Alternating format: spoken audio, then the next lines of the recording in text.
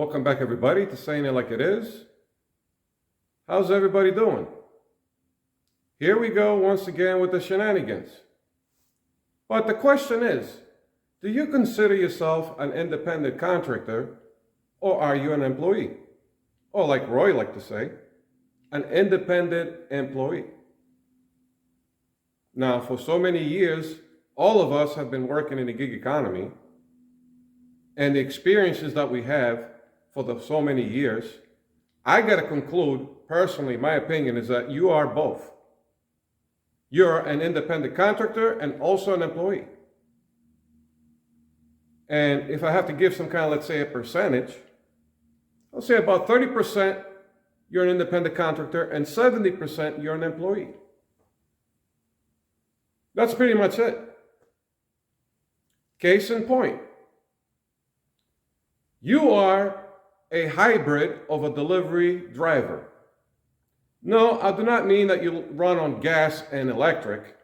What I mean is you're both an employee and an independent contractor. And there you are. And it has come to my attention recently, I've been watching some of these content creators on YouTube talking about now Ubereats. They're coming out with this requirement with the acceptance rate so you can get better orders. Something like DoorDash is doing. Okay? So here we go once again with the shenanigans. Here we go again with the smoke and mirrors, the fancy words. Does this ever end? That's what you need to ask yourselves. What is an independent contractor in other sectors? What do? They sit on a table and they decide on a settlement of a price for the job. They'll make a deal.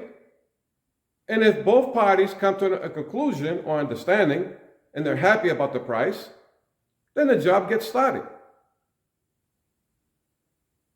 That's what it is.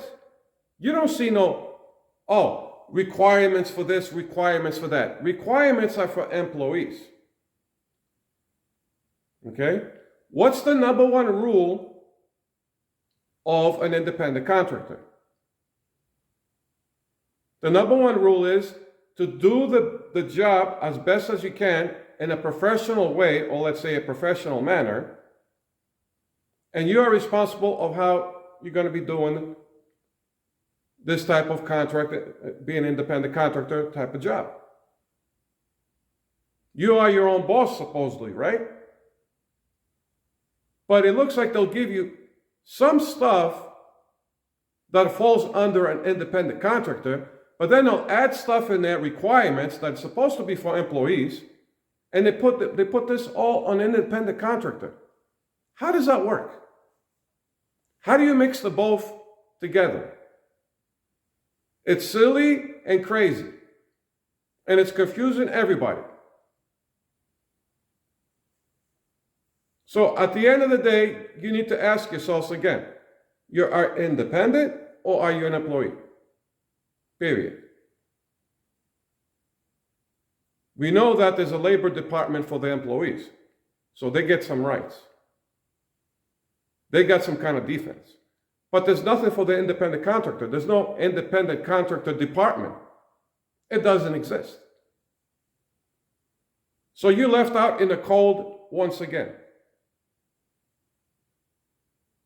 Whatever happened to that, you can accept and decline any offer you want. Okay, that's being part of being an independent contractor. But when you're putting these requirements in there, you're an employee now. You are an employee. Requirements are for employees. That's how that plays out. That's how it works out.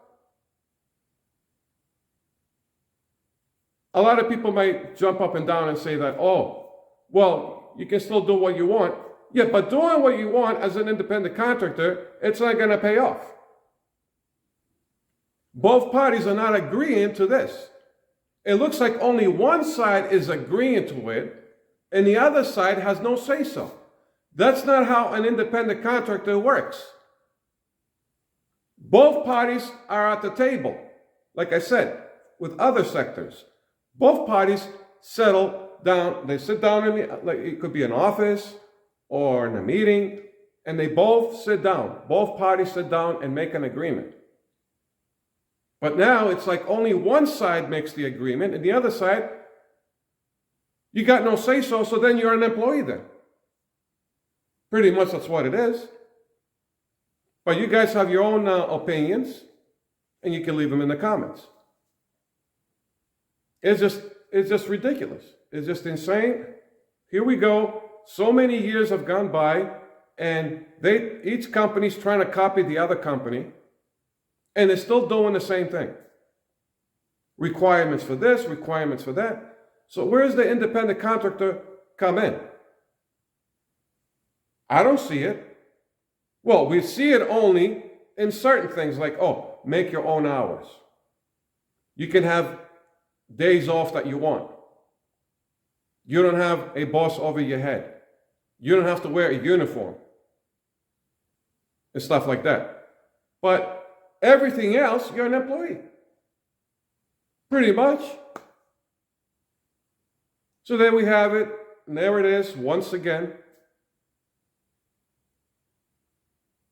I mean, this thing is dragging so much, okay? It's just getting more sillier and sillier every year that goes by.